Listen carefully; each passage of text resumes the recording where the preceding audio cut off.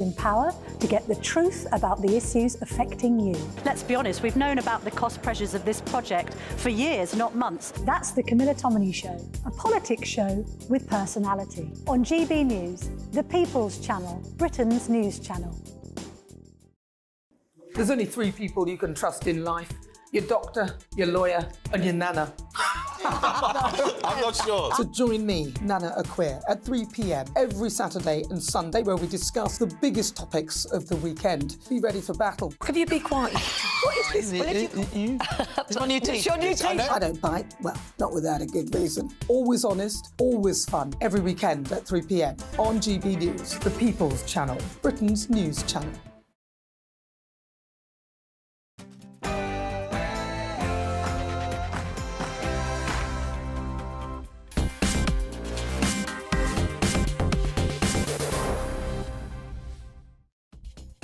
Hello and welcome to Farage, hosted by me tonight, Christopher Hope. Tonight I'll be joined by the GB News' economics and business editor Liam Halligan and Reform UK leader Richard Tice. Of course, tonight the big story is only one in town: the autumn statement.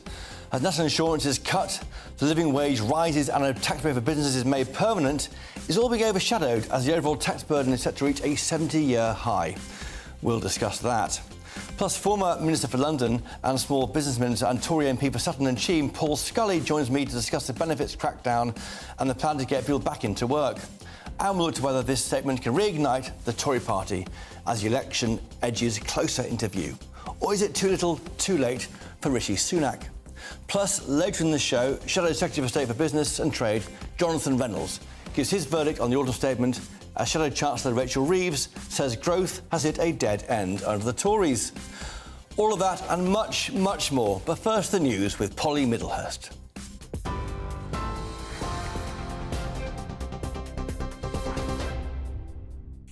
Chris, thank you and good evening to you. Well, our top stories tonight: a raft of tax cuts and benefits increases aimed at making 27 million people better off was announced today by the Chancellor. In the biggest change outlined in his autumn statement, Jeremy Hunt said national insurance will be cut from 12 to 10%.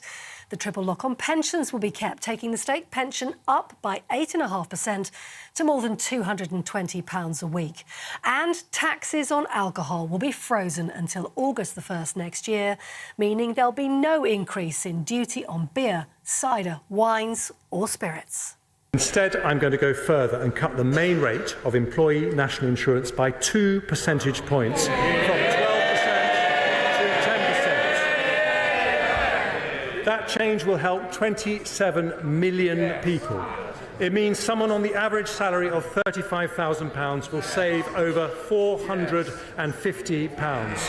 For the average nurse, it's a saving of £520. For the typical police officer, a saving of £630 every single year. Well, also in the news today, 4 men were given life sentences with minimum terms to serve of between 41 and 47 years for the murder of a woman in Liverpool. 28-year-old Ashley Dale was killed when James Witham forced his way into her home and opened fire with a machine gun.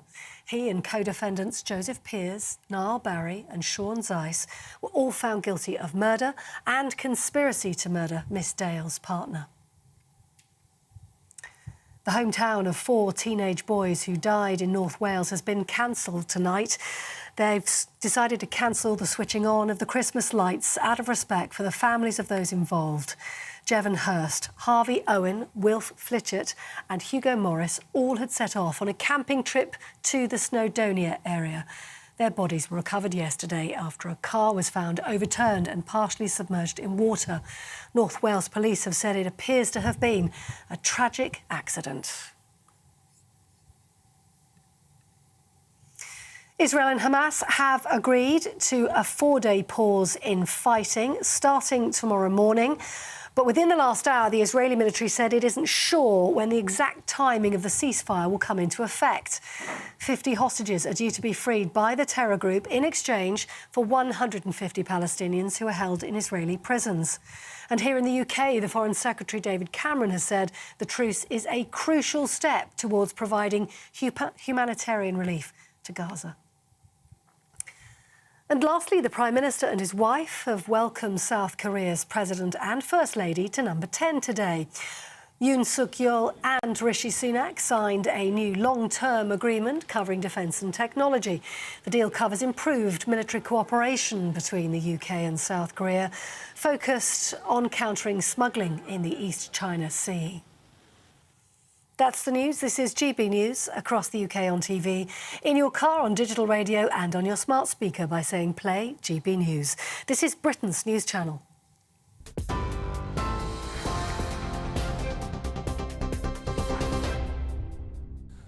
Welcome back to Farage with me, Christopher Hope. Now, as the dust settles on Jeremy Hunt's autumn statement, the big question tonight is, has the Chancellor fired the starting gun on a May 2024 general election? That surely is the reason why Jeremy Hunt announced a tax cut for 29 million workers at the beginning of January, rather than waiting for the new tax year in April, as is normal. And that's our question tonight. Do you want a May general election? Email us, farage@gbnews.uk, or tweet us. We're hashtag Farage on GB News. To discuss this, I'm joined in the studio by Liam Halligan, GB News' economics and business editor, and Richard Tice, the leader of Reform UK. Liam, to you first. Is that right? Am I being too cynical? Is it all about politics? Politics is about politics, of course it is. Shopper, you should know that. You're a political editor. Look, there was a massive reverse ferret here, as we say in journalism. Just a few weeks ago, Rishi Sunak, Jeremy Hunt, they said tax cuts would be irresponsible, impossible, and now they're inevitable and the right thing to do. But the real headline today is that, yes, there were big eyebrow-raising, attention-seeking tax cuts that will be all over the front page of the newspapers tomorrow. A big tax cut in terms of employees on their national insurance from 12 to 10%. A big tax cut for businesses in terms of making full expensing permanent, particularly if they're big businesses and they can afford to invest. But guess what? And manufacturers too, only. Yeah. Guess what? If you look at the fine print, and Rachel Reeves, I have to hand it to her, she nailed this. If you look at the fine print in the OBR document, the Office of Budget Responsibility document, even those two big headline-grabbing tax cuts, they're entirely offset by the fact that tax thresholds have been frozen until 2028. More and more people are being dragged into paying income tax. 4 million more people over 5 years paying income tax that weren't paying income tax before. 3 million more people paying the higher rate of tax when they weren't paying the higher rate of tax before. Not very well off people. The stealth taxes from that, what we call fiscal drag, from those frozen thresholds, the sneaky taxes, more than offset the trumpeted tax cuts. This wasn't a tax-cutting autumn statement, Chris. It was a tax-raising autumn statement, whatever the Chancellor tries to tell us. Liam Halligan, thank you. Richard Tice, but don't they want to just think the Tories want to cut taxes? And you're only doing that because it's an election year. You're a leader of the party. Look, this is a huge pre-election attempt at a bribe, but it is smoke and mirrors. At best, it's a bunch of fibs. At worst, he's deliberately lied. This is a catastrophe. He's not lying. That's a bit harsh. No, let me tell you the truth about when you go through the 170-page OBR forecast, which I have done. Growth is down over the medium term from 1.8 to 1.6%. Net disposable income to individuals is the lowest it's ever been on record, down 3.5% since pre-pandemic, and they blame net migration of 606,000 last year. Let's see what happens tomorrow. Tax burden up every single year in the next 5 years. Unemployment up every year over the next 2 years. Inflation higher for a year longer to get down to 2%. Public sector debt, I think we may have a graph that we can show you on here. He talked about public sector debt coming down. That graph on the right there, if you look at that blue column, that doesn't look to me as though it's going down. Well, he talks that as a percent of GDP, as a percentage of GDP. Doesn't he? So that's why it might... Finally, benefits, right, welfare spending up over the next 3 years. The changes he talked about won't start until 2025. That graph is as a percent of GDP, by the way. That is as a percent of GDP, and it shows it flatlining at best. Richard's right. Is that worrying you, Liam Halligan, then? Are you surprised, almost, that the Tory party should be doing this with our economy? No, because I've been covering politics and economics for the thick end of 30 years, Chris, and nothing shocks me. However cynical you are, it's never enough, frankly. Look, I wish the Chancellor was just more honest with people. This freezing of tax thresholds, it amounts to the equivalent of a 5 or 6p increase in the basic rate of income tax. Yeah. So if you want to tax people that much more, do it, and then let's have a discussion about it. Yeah. And some people will agree, and some people will disagree. To treat the public in a disingenuous way, as if they're stupid, as if they don't get the fact that if you freeze tax thresholds, they get dragged into higher tax brackets. Of course they do. Often it's the public's well ahead of the political class. It's certainly ahead of most journalists, in my experience. But also, that freezing of the thresholds, it hurts and hits the lowest paid on the lowest incomes the hardest. What's it worth? 44 billion by 2028? And that's why 45 billion per annum. In 5 years' time, 28. And that's why it's so unfair, it's so egregious, it's so dishonest of this Chancellor and the Prime Minister to pretend that this autumn statement is something that it's not. I got a text today from a very senior person close to the PM today. He said, look what we've done, we've controlled inflation, we're controlling spending, and now we're cutting taxes. Well, the truth is, when you look at the document, actually, inflation is going to take a year longer to get down. Growth and all these changes that I've just talked about, this catastrophe, this is with the changes that he's put in place. So he's saying that this is going to make things better, but the OBR is confirming, actually, it's getting worse. Richard mentioned there that they're delaying the curve on inflation is now less steep. They said, didn't they, in a briefing after the Chancellor spoke at Liam Halligan, that they're doing that because they want to get more people into work, more productivity, more taxes paid. So it's offset against the benefit to the economy. Yeah, just to be, fair and decent about this, there were some really good things that the Chancellor did today, and, chapeau to him. I think it's right that he maintained the triple lock, so pensioners get their promised increase in the basic state pension. Twice inflation, it's a big one. It is a big one. I think it's right that benefits were uprated, not by 4.6%, the October inflation number, but following convention by the September inflation number, which is inconveniently higher, 6.7%, but the Chancellor stuck with that. I think it's good that they made full expensing permanent, to the extent that anything's permanent in politics. I think it's good that they gave restaurants and pubs, hospitality industry, another holiday, a reprieve from business rates, because they're trying to repair their balance sheets after the tragedy, the disaster of lockdown. So there were lots of things that were pretty good, but on the headline measures, I just don't like dishonesty. I don't like it when ordinary people are treated like fools. And I think that's what they were trying to do. What changed since September? You mentioned those initial comments there, but in September they made clear now is not the time of tax cuts. Yeah. What changed in your world? Two things changed. Inflation did come down by 2.1%. Yeah, percentage points. It did come down more than many people expected. It's nothing to do with the Chancellor or the Prime Minister, entirely because of the 14 interest rate rises and also a global energy price easing and so on, and because the OPEC exporters cartel has taken a little breath before it tries to nail us to the wall again, frankly. But also what happened is he sacked his Home Secretary, and the centre-right of his party really didn't like it, and he didn't get a bump in the opinion polls, and whatever he does, he's still 20 to 25 points behind a pretty lacklustre Labour Party. I mean, compare Starmer's front bench with Blair's front bench in the mid-90s. They don't compare. Blair's front bench was, incomparably superior. Rachel Reeves gets a big tick from but it's pretty thin gruel after that, with all respect. There aren't really that many substantial figures.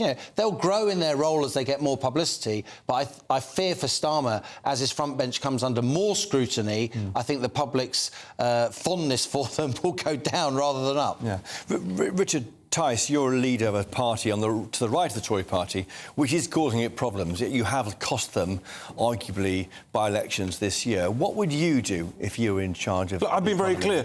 We've always said you've got to lift the tax thresholds from 12.5 grand to 20 grand, right? That's 30 quid a week net into the pockets of the least well-off, lowest base. You cut spending, and where I slightly disagree with Liam is that public spending has gone up hugely with this. The outlook is awful. What you've got to do, you've got to be absolutely brutal in the same way that businesses are. You've got to say to every manager of every spending department, you've got to save 5 quid in 100. We've got a crisis here. The outlook is absolutely terrible. Don't just say no, though. I mean, what you're saying... Listen, what you do in business if they say no is you fire them. No one's ever That's what's fired a gonna- civil service, Richard Tice. And You know that's this. why we're in the pickle that we're in, Christopher. And that's why we've got to get real, recognise we've got a serious economic crisis and get some proper people who are going to tell it as it is. Elected representatives that get action, not waffle, and get dominated by civil Is that civil realistic, servants. Liam Halligan? Fair play to Richard. You know, Richard doesn't need to be in politics. He's in politics because he really cares about his country. So let's be completely clear about that. But I would take slight issue with Richard. The difference is, you know, you're a businessman, a very successful businessman. I tip my hat to you for the jobs you've provided, the tax you've paid over many, many years. But businesses are basically dictatorships, right? And we live in a democracy, our political square, and I've got a lot of experience crossing between politics and business and back again in my life, my personal life, my professional life. And the things that work in business just don't work in politics. Politics is a lot more touchy-feely. And that's why, with huge respect, that you guys are having tremendous success. Chris is completely right. You have cost the Tory party by-elections. You say that, Liam, but in other countries... But very rarely do business people really succeed at the highest end of politics. And I say that as a fact rather than any kind of judgment. But the reality is, in other countries like the US, like Australia, they've got higher growth because they've got lower public spending as a percentage of the size of the economy. There has to be a day of reckoning and a day of honesty. But the will isn't there. The will is not there amongst political leaders, either Labour or the Tory party. And we're in the pickle we're in, and that's why it's time for change. It will take a crisis. It will take like a guilt strike. And we are heading towards a flatlining at best, recessionary crisis. You've got mass immigration. People are feeling a lot worse off. I think we're heading to a crisis. Well, Richard Tice, thank you. Liam Halligan, thank you. That was a good sparky debate to mark off a busy day here in Westminster. In a moment, I'll speak to former Minister and Tory MP Paul Scully. I'll see you in a moment.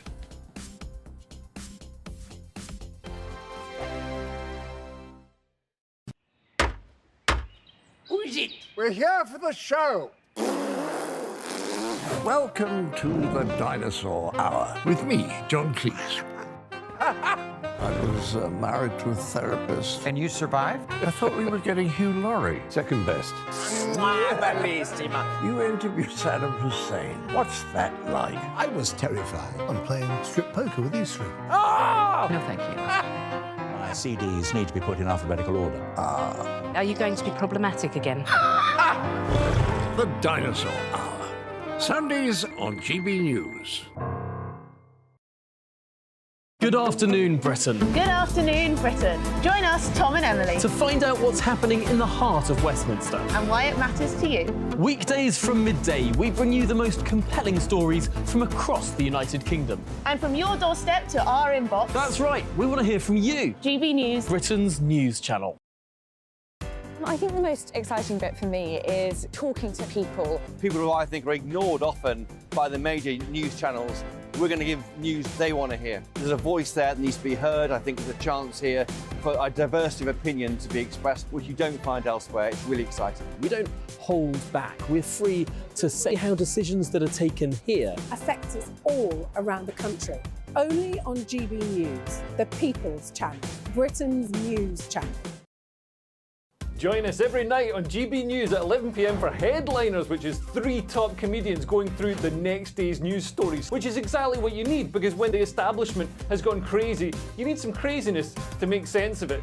Headliners. You don't have to bother reading the newspaper. We've got it covered for you. Every night at 11 p.m. and repeated every morning at 5 a.m. We won't send you to sleep like some of the other paper review shows out there. So join us 11 p.m. every night on GB News. The People's Channel, Britain's news channel. Tired of the usual focus-tested, pre-prepared Westminster runaround? Well, so am I. So you want higher taxes? Is your department to blame for this? Are you rethinking this policy? Every Sunday at 9:30, I'll be sitting down with those in power to get the truth about the issues affecting you. Let's be honest, we've known about the cost pressures of this project for years, not months. That's the Camilla Tominey Show, a politics show with personality. On GB News, the People's Channel, Britain's news channel. There's only 3 people you can trust in life: your doctor, your lawyer, and your nana. I'm not sure. So join me, Nana Aquare, at 3 p.m. every Saturday and Sunday, where we discuss the biggest topics of the weekend. Be ready for battle. Could you be quiet? What is this? It's my new teeth. It's your new teeth. I don't bite. Well, not without a good reason. Always honest, always fun. Every weekend at 3 p.m. on GB News, the People's Channel, Britain's news channel.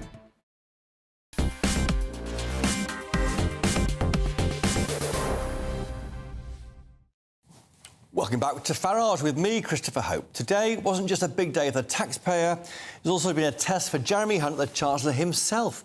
He's facing a tough fight to keep his seat at the next general election. We sent our reporter, Adam Cherry, down to leafy Surrey to ask Hunt's constituents what they thought of today's announcements. Take a look. In the perfect autumn statement, what does it look like for you? Well, keep the pensions up. Yeah, I think it's being raised by 8.5%. Is that high enough? You could go higher. Oh, higher the better. Got to pay for a holiday somehow. And on personal taxes, so they've announced that they're going to cut national insurance. Make no difference, really. It's my view. It's a lot more than that, given how much things are going up by. The thresholds have to go up.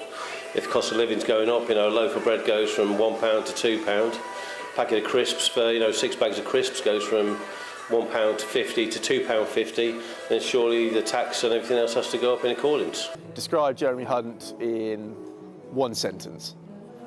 There's a rhyme for that. Do you think he deserves to keep his seat? I think you have to work a little bit harder in order to earn it. Everything should come down. Tax cuts? Yeah, it should go further, but it's better than nothing, isn't it? Keep the economy going straight. Do you think he's doing a good job? He's doing a good job, as best he can. Well, I feel like Rishi Sunak, being a Tory, he's not really a good representative of what a Tory is. I'd say that people are losing confidence in the Tories. Jeremy Hunt, what do you make of Jeremy Hunt? Top man, Rishi, both of them, top job, top boys. Adam Cherry there in Jeremy Hunt's constituency. Now, I'm delighted to join in the studio now by Paul Scully, the former Minister for London, and Tory MP for Sutton and Cheam. Paul, welcome to GB News. You've been a Tory all of your life, that's right, isn't it? Well, I've been a Conservative-minded. I joined when I was about 30, after the 97 election. Yeah, well, we could give you 25 years then. So why on earth is tax hit the highest rate since the Second World War? Well, look, if you think what we've been through over the last 15 years, we've been through three once-in-a-century events. When you talk about the financial crash, you talk about COVID, you talk about the war in Ukraine. We've had so much to contend with. And then, when I was Minister for Small Business and Hospitality and Retail Minister, all the stuff. During the COVID pandemic. Absolutely. I was reacting through to a lot of stuff. So a lot the things that Rishi, when he was Chancellor, were announcing, I was having to shovel out of the door. That's £408 billion of business support, trying to protect jobs, trying to protect livelihoods and businesses themselves. And so clearly that money's got to come back in. You can't magic up £500 million of support like that back into the economy immediately. Well, what's going on with the Chancellor? Because he said in September, now wasn't the time for tax cuts. November is the time for tax cuts. In fact, the tax cuts are going to come in January. Is there an election coming? Well, of course, there is an election coming, but actually what's been interesting, and I heard the exchange that you had with Liam Halligan just earlier, and I would say, look, budgets are clearly a choice. You have to pull one lever, and in doing so, another lever gets pushed. And what he's chosen, if you look at national insurance, what that's done, it's given some reward to people self-employed. I used to be self-employed myself, and so I was asking the Chancellor, please make sure entrepreneurs in this country reward a bit of risk, because that's gone away from our tax system at the moment. And also, obviously, national insurance, changing that, reducing it by 2%, it helps more people understand the argument about fiscal drag. It's something that I want to see those thresholds be uprated at some point as soon as possible. It's wrong, surely, that nurses, doctors, people on modest wages, let's be honest about it, should be paying the higher rate of income. Long term, yes, it is, absolutely. But by dropping the national insurance rate by 2% for that employees pay, they will benefit from that. And so it actually affects a wider range of people than just the thresholds. But clearly, the long term, yes, those thresholds... And all this tinkering means that inflation is higher for longer. Well, I think with inflation, if you look at why inflation's been caused, it's not the traditional overheating of the economy. We've got a sort of stagflation at the moment. It's because of energy costs, it's because of a tight labour market, and so we've got to do all those other measures about keeping people in work and getting more people back into work. But you are a former businessman, former tech minister and London minister. You must have been pleased with the full expensing and the other measures there, and the business rates relief being delayed, but being pushed back as they're carrying on, and also some good measures on on pubs. Yeah, absolutely. Selling off bits of NatWest. Yeah. So we'll see what we can get for NatWest, and we'll obviously only do that if that's good value for money. But it's right that it goes back into fully into private ownership rather than public ownership. But you're right. The business rates extension for hospitality gives an average pub about 12,800 quid extra a year, and we know how hard pressed pubs are up and down the country. So that's really to be commended. You also formerly lost your job in the reshuffle just a few weeks ago. You've tweeted that you got the Spanish Archer. Spanish Archer. Why? What's the end of that joke? Well, that's rhyming slang for elbow. Elbow. Yes, exactly. Yeah, not everyone got that, but it's no, exactly. It was my. But you missed the bus that day. You had a difficult day. Yeah, it was my dad joke, sense of humour, I guess, which got a little bit of interest at least. But yeah, it is what I was trying to do. Is I don't want to write a memoir. I'm not going to be exchanging letters with the Prime Minister, but it gave me an opportunity to reflect on my nearly 4 years in 4 different departments. Through the COVID pandemic, you were... Yeah, Minister for Small Business. I covered, so as I say, retail, hospitality, all the hard-pressed stuff like nightclubs and the wedding sector. I started to blow open the Horizon sub-postmasters court mistrial. When it's probably the proudest thing I've done in politics, the biggest thing I'm ever going to do in politics, frankly, is to start righting some of those wrongs where people have committed suicide. It's one of the biggest scandals, I think, in modern British history. It's awful. So how can I, as a human being, sit there and try and, just not cover anything, but just ignore it and move on to the next thing? And how did it happen? Go on, just tell me. Well, that's the Horizon or the... No, we don't know that happened. The sacking, what's the process? I can tell you exactly... I can tell you exactly what happened. I was actually on a call with the Secretary of State, with Michael Gove, about London, talking about Euston. I was a virtual meeting, and I saw in the background my phone was ringing with the Chief Whip, and so I turned my camera off, and I thought I was going to be back in place. He kindly let me go in the nicest possible way, because he's a lovely man, and so I left the call. Went outside, packed my office up, said goodbye to my private office, and I think he was in the pub within about 20 minutes. But that's the brutality of it. It is, you expect these sort of things when you come into the rough and tumble of politics. Any hard feelings with Mr. Sunak? No, I mean, look, people make their choices. I was obviously disappointed because I really enjoyed the tech role, because having had all that with reaction, being able to look forward for the technology was really exciting. And of course, for me, the Minister for London was always probably the prime role that I had, because I'm very passionate for London, and I really want to see so much more in terms of housing, crime, transport, global investment coming into London. It's got to be carrying on, throbbing and really growing. Are you carrying on yourself? Are you reviewing being an MP, or you're committed to... Well, I'm reselected as the candidate for the next election for Sutton and Cheam. I'm out every Saturday doing work there, because I've never thought of my seats as being safe. It's always been marginal in my head, and my majority's gone up and down. Of course, we'll see what happens. We asked on this programme, does it mean a May election is now more likely? I don't think cutting tax is unusual in January, isn't it? I mean, that's not normal. No, so what's that about? Yeah, well, I think in terms of... I think people need a bit of relief in terms of the economic situation at the moment. So, as I say, aiming at national insurance really gives people an opportunity to help grow the economy and work on that. So tax cuts that are focused on growing the economy and getting people back into work and encouraging people back into work. So it's not like the big headline cuts that you might otherwise expect. So when's your best guess for the election? Well, I'm still going for... I'm still expecting an October election, that kind of time, autumn, because it gives us best time to get on top of inflation, keep inflation driving down, stopping the boats, growing the economy, reducing the debt, and tackling the backlog in the NHS. All the things that the Prime Minister promised, he's really got to deliver on, and then he can start talking about vision, because that's what people will reward us or otherwise. And the next election is what happens next. And more tax cuts maybe in the spring, because it's so high, the revenue. Look, if the Chancellor's got the headroom to do so, we are the party of low tax. We believe instinctively in low tax, but we've got to do it only when we can afford to do so. Well, Paul Scully, former small businessman, thank you for joining us and coming in today to GB News. Thank you. Pleasure. Now, earlier I spoke to the director of the Institute for Fiscal Studies, Paul Johnson. I asked him if it was good news that we'll see tax cuts in early January. Well, there wasn't actually a lot of good news in the forecast. The Office of Budget Responsibility thinks that the economy is going to grow slower over the medium term, and actually that tax revenues are going to go up quite fast because of all the extra income tax that the Chancellor's getting in. He has spent a bit of that money on cutting national insurance contributions really very quickly, but we're all still going to be paying an awful lot more tax than we were 2 or 3 years ago. So it's smoke and mirrors job, is it really? Because of the way that they've kept thresholds where they are, we'll be paying millions of us being pulled into brackets we weren't paying before. Yeah, so we will feel an immediate effect on our pay packets in January when the national insurance cut happens, but the amount of income tax we're paying, certainly within a year or two, will be a lot higher than it would have been had thresholds and allowances risen in line with prices as they normally do. We're being asked on GB News today, what's changed since September when tax cuts were impossible, and now it's November when you can do tax cuts?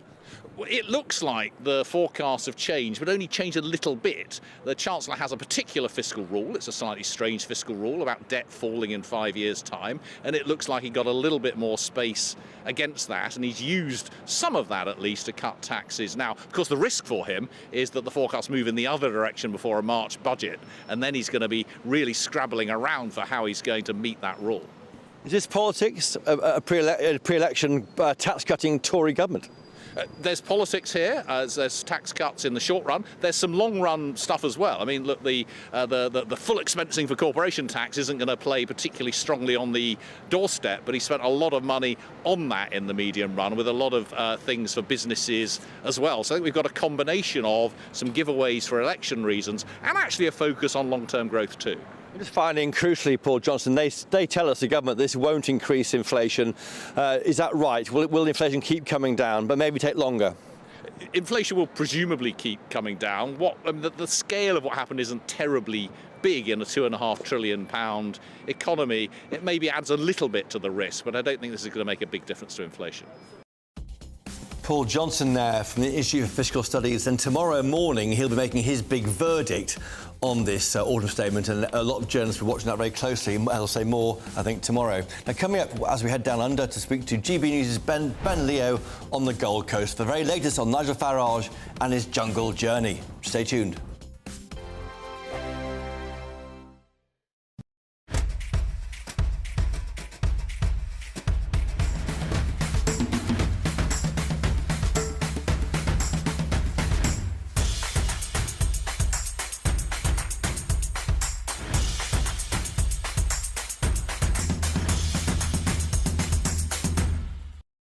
I think the most exciting bit for me is talking to people. People who I think are ignored often by the major news channels. We're going to give news they want to hear. There's a voice there that needs to be heard. I think there's a chance here for a diversity of opinion to be expressed, which you don't find elsewhere. It's really exciting. We don't hold back. We're free to say how decisions that are taken here affect us all around the country. Only on GB News, the People's Channel, Britain's news channel. There's only 3 people you can trust in life: your doctor, your lawyer, and your nana. I'm not sure. So join me, Nana Acquare, at 3 p.m. every Saturday and Sunday, where we discuss the biggest topics of the weekend. Be ready for battle. Could you be quiet? What is this? It's my new teeth. It's your new teeth. I don't bite. Well, not without a good reason. Always honest, always fun. Every weekend at 3 p.m. on GB News, the People's Channel, Britain's news channel. I'm Michelle Dewberry, and I'm not here to tell you what to think. I'd much rather hear what you have to say. So send in your opinions to gbviews@gbnews.com. Keep them clean, and you never know, I might read them out. With my panel here on Jubes & Co, we debate, we get stuck into the issues of the day on a show where all views are welcome, especially yours. GB News, the People's Channel, Britain's news channel. Join us every night on GB News at 11 p.m. for Headliners, which is 3 top comedians going through the next day's news stories, which is exactly what you need, because when the establishment has gone crazy, you need some craziness to make sense of it.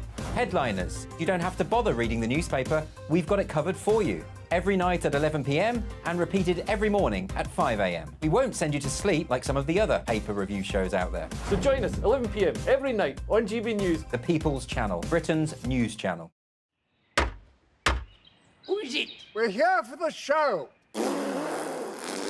Welcome to the Dinosaur Hour with me, John Cleese.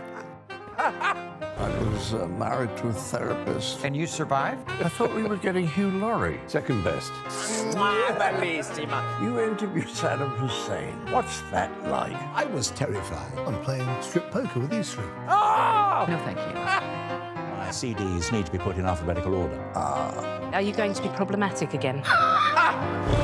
The Dinosaur Hour. Sundays on GB News.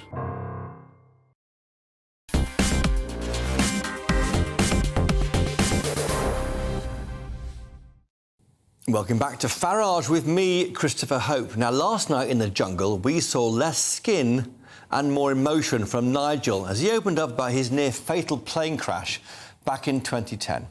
Let's take a look.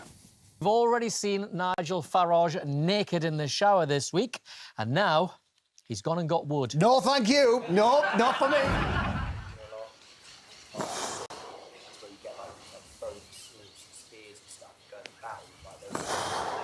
Nigel, I just saw you doing a bit of a workout over there. Yeah, I have to. Really? Why? Because I've had a neck reconstruction and Really? I've smashed everything more than once. God. So if I don't do it, I'll be in a terrible state. How'd you smash it? A car crash and a plane crash. A plane crash? Yes. What were you doing at the time, Nigel, when you were flying a plane? Where were you going? Yeah, what? I'm being an idiot. Flying a banner. Oh, wow. What wasn't the banner? Was it Will You Marry A Me? Brexit message, obviously. I was going Will You Marry Me? I thought he was married. What was the message? Oh, it was vote for independence, something like that. I don't recall being unconscious, but I do recall the explosion. Oh, my God. The plane flipping over, being stuck in there, everything broken. Every rib, front and back, split sternum, punctured lung. Oh, it was bad. How long was you hospitalised for? Not as long as I should have been. I discharged myself. I got bored. But Oh, yeah, I can tell you're one of them. When Nigel said that he discharged himself after his plane crash, I was just like, yeah, of course you did. if bad things happen to you in life, you've got to make a decision. Have I been unlucky or have I been lucky? Yeah. You know, and I think positive people say, well, you know what? I could have been dead. Now, joining me now, all the way from the Gold Coast in Australia, is GB News reporter Ben Leo. Ben, what's the jungle latest? Morning, Chopper, from the sunny Gold Coast. Interesting conversation that last night about Nigel's injuries. All the campmates thought that the plane journey was to do with some sort of romantic proposal, but no, of course it was to do with Brexit.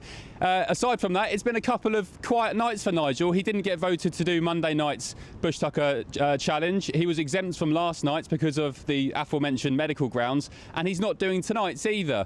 However, I can't reveal too much, but in tonight's episode, in a couple of hours, Nigel does have another explosive argument about immigration. I won't tell you who with, and he's also quizzed on his the full extent of his political ambitions as well.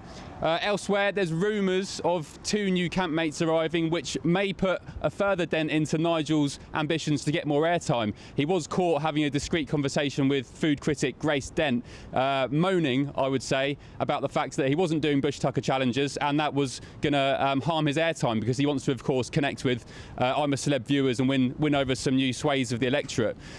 In the absence of Nigel doing any challenges, I've answered the calls of the GB News viewers. I have gone out, tried my hand at surfing, not with budgie smugglers, as some of you have asked, unfortunately, but this is my very ungraceful attempt at getting stuck into the waves here on the Gold Coast.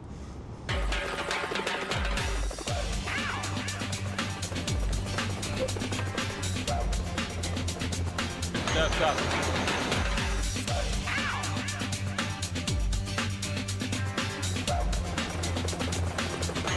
Waves are looking pumping, dude. Heaps good.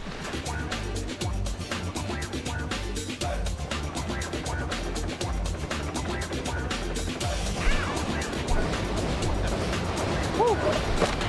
Need a beer.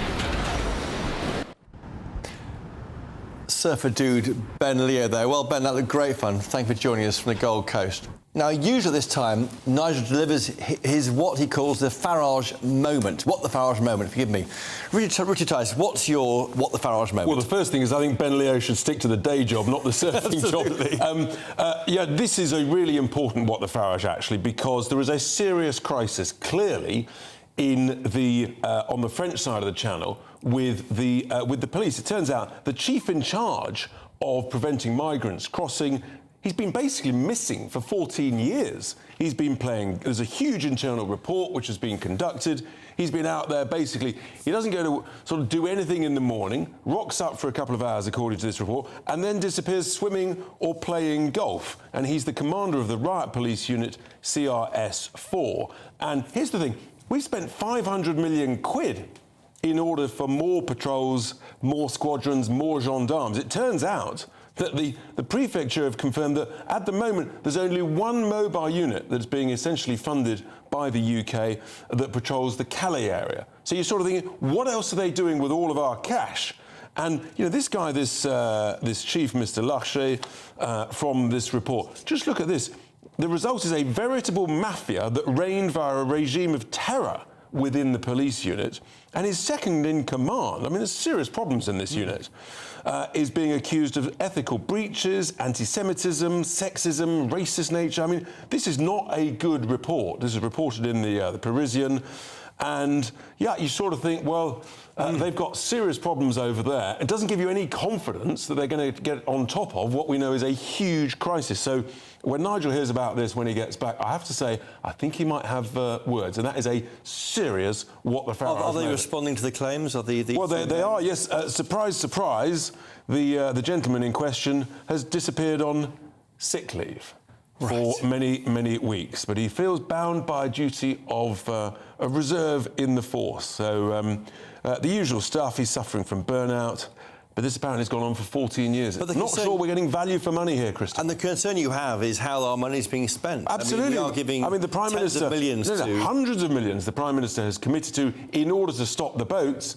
and yet every week they keep coming. When the weather is good, it's November. The boats are still coming. And it may not be him personally doing He's obviously a very senior chief. And look, it's a big report, so there's obviously a lot of problems. I think the point is that it doesn't give one any confidence that our money is being well spent, and I'm pretty anxious about that, and I'm pretty sure that Nigel would be too, and the British people are fuming that despite all this cash, they keep coming.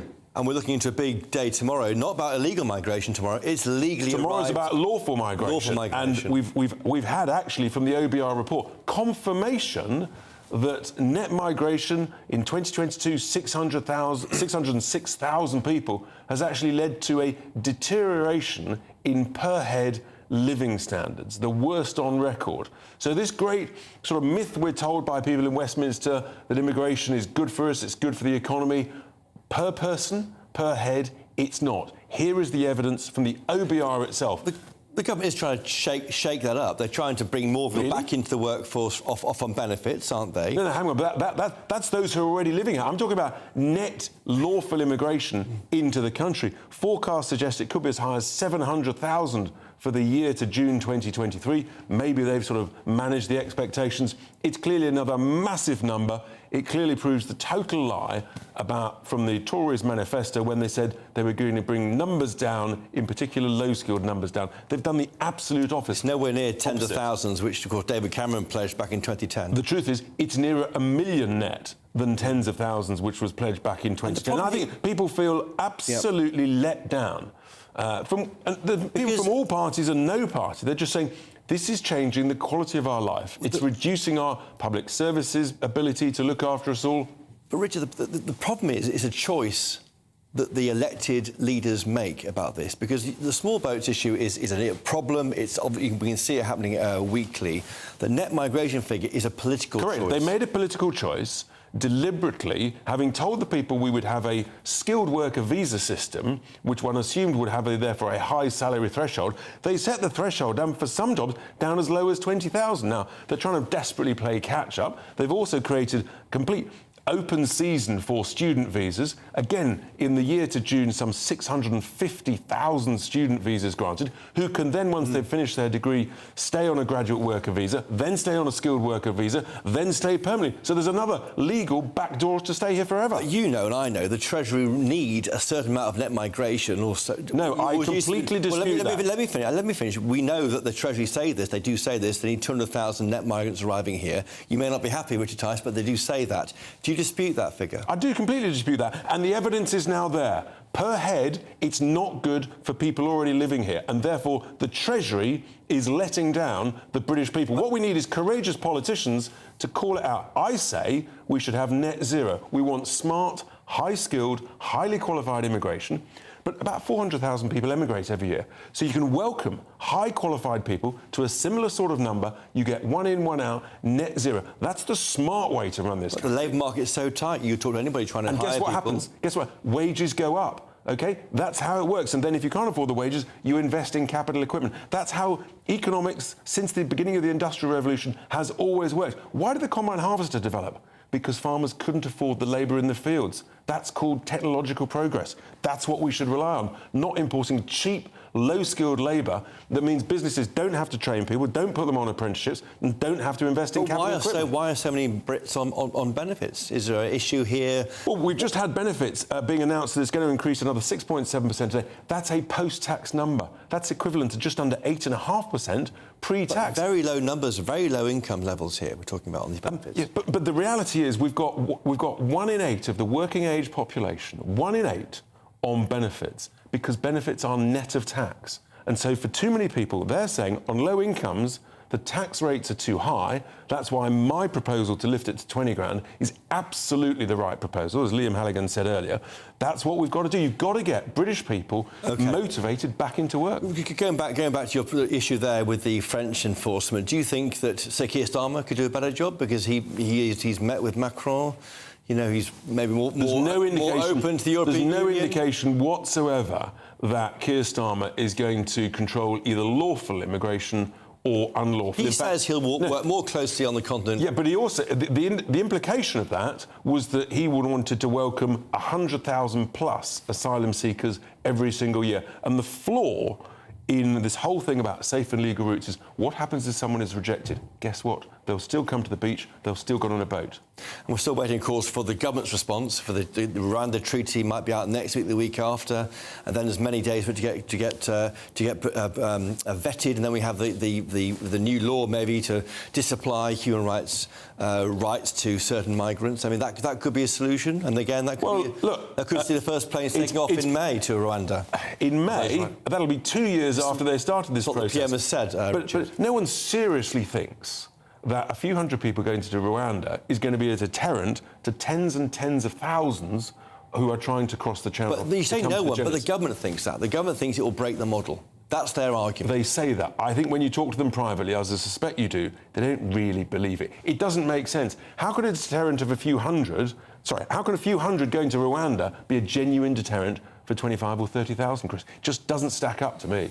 Well, they're hoping so, and they've all of their eggs in one basket. Which is what the former Home Secretary said. She said, quite rightly, you've got to have a plan B and a plan C. That's what we do in the world of business. You never rely just on plan A. Otherwise, when plan A doesn't work out, you look a bit of a fool, and I'm afraid that's what's happened with the Prime Minister. He's now desperately scrabbling, trying to catch up. Yeah. But I think the British people are losing faith rapidly, and I don't think there's much... Are Tory MPs losing faith? Are they reaching out to reform as a happy birth for them, Richard? I'm being asked this by lots of people. Just you and me talking, don't we? It is just you and me talking. Of course, what we forget is the numbers of people watching GB News is going through the roof. Of course. So actually, there are hundreds of thousands of people watching and listening. That. And I'm not going to give a running commentary, Christopher, because that would be the wrong thing to do. You're like the rest of them, you are, Richard Tice. You're all the same. You're no running commentaries. Yeah, but that's because you want, as a journalist, you want to break the exclusive. But, look, I'm not giving a running commentary, but I think it's fair to say... Is there a hotline established? They've all got my number, put it like that. Wait and see. Well, on his way to our camera in the heart of Westminster, hopefully we'll be joined very soon by the Shadow Secretary of State for Business and Trade, Jonathan Reynolds, to give his view on the Chancellor's statement. We'll see you in 3. On Patrick Christie's Tonight, 9 till 11 p.m, Tory heavyweight and former Home Secretary Priti Patel joins me live to give her exclusive reaction to today's autumn budget. Do you feel better off? Priti won't be pulling her punches. Plus, was Lorraine Kelly out of order for body shaming our jungle hero Nigel Farage? The one and only Kim Woodburn bites back. And should we ban sex work in the UK? Also, tune in for the most exciting paper review anywhere on the telly. Patrick Christie's Tonight, 9 till 11. Be there. Your weekend starts here with Friday Night Live with me, Mark Dolan, 8 till 9 on GB News. Big stories, big guests and big laughs as we get you ready for a cracking weekend. That's Friday Night Live with Mark Dolan. Fridays 8 till 9 on GB News. Bring your own drinks. The admission's free. Wake up to the headlines with Headliners every morning at 5 a.m. We treat you to the day's biggest stories before anyone else, 7 days a week. You can catch up on everything you need to know before you've even had your kippers. Headliners every morning at 5 a.m, only on GB News, the People's Channel, Britain's news channel. In the GB Newsroom, we bring you the news as it happens. With our team of dedicated journalists across the UK, we're ready to give you accurate reporting every day. When the news breaks, we'll be there with bulletins on GB News, the People's Channel, Britain's news channel. I think the most exciting bit for me is talking to people. People who I think are ignored often by the major news channels. We're going to give news they want to hear. There's a voice there that needs to be heard. I think there's a chance here for a diversity of opinion to be expressed, which you don't find elsewhere. It's really exciting. We don't hold back. We're free to say how decisions that are taken here affect us all around the country. Only on GB News, the People's Channel, Britain's news channel. Good afternoon, Britain. Good afternoon, Britain. Join us, Tom and Emily, To find out what's happening in the heart of Westminster. and why it matters to you. Weekdays from midday, we bring you the most compelling stories from across the United Kingdom. And from your doorstep to our inbox. That's right, we want to hear from you. GB News, Britain's news channel. GB News, unlike other broadcasters, isn't obsessed with the London-Westminster bubble. We think there's a nation beyond the M25, and that's why we talk about the issues that matter across the land. Join me on State of the Nation, 8 to 9 o'clock, Monday to Thursday, on GB News. Daisy's listening, and you should too. I'm Andrew Doyle. Join me at 7 o'clock every Sunday night for Free Speech Nation, the show where I tackle the week's biggest stories in politics and current affairs with the help of my two comedian panellists and a variety of special guests. Free Speech Nation, Sunday nights from 7 on GB News, the People's Channel, Britain's news channel. Tired of the usual focus-tested, pre-prepared Westminster runaround? Well, so am I. So you want higher taxes? Is your department to blame for this? Are you rethinking this policy? Every Sunday at 9:30, I'll be sitting down with those in power to get the truth about the issues affecting you. Let's be honest, we've known about the cost pressures of this project for years, not months. That's the Camilla Tominey Show, a politics show with personality. On GB News, the People's Channel, Britain's news channel.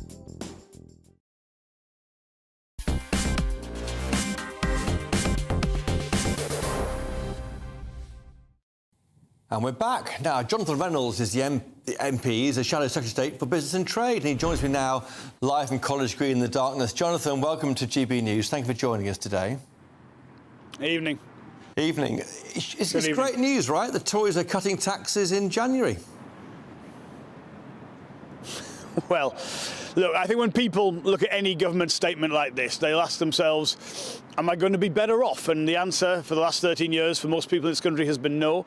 And after this autumn statement, the answer is very much still no. I mean, this was a statement billed as a statement for growth. We've got growth downgraded for next year, the year after that, the year after that. You've got a really major reduction in living standards. And just on taxation, I mean, a headline on a national insurance cut. I mean, look, if you look at the rise in taxes in this Parliament alone, it's equivalent to about 10 pence rise in the rate of national insurance. So it's gone up 10 pence and you're going to get 2 pence off.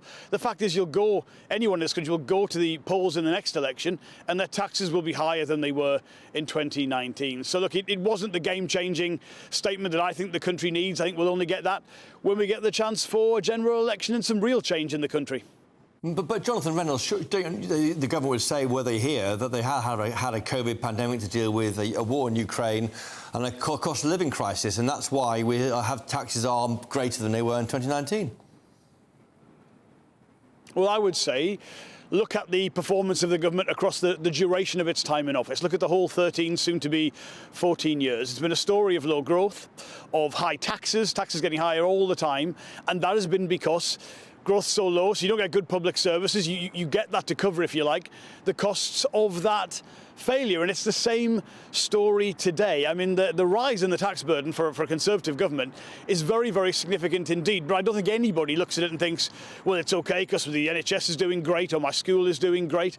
Actually, no public service today, I would say, works better than it did when the Conservative Party came to power. So take the whole of their record, hold them to account for the whole of their record. It's been a really, really poor story. And I agree with one thing the Chancellor said, which is that low growth is down to low productivity, and that is down to low business investment in a principled way. But again, I mean, I support actually the full expensing changes, but it's only one thing of what business needs, and the instability we've seen from this government has been a big cause of that drop-off in investment. We've seen a whole range of problems. You can't build anything in the UK. Planning reform is a big issue. Skills, no changes to the apprenticeship levy today. Getting a better trade agreement with Europe, that hasn't been part of it. So we're just not seeing what we need to see for the step change the country needs, and it's more of the same, and it's making you worse off. What will Labour do, though? Will Labour support this tax cut in January? Will it vote down or try and vote down other parts of this Autumn Statement if they get the opportunity?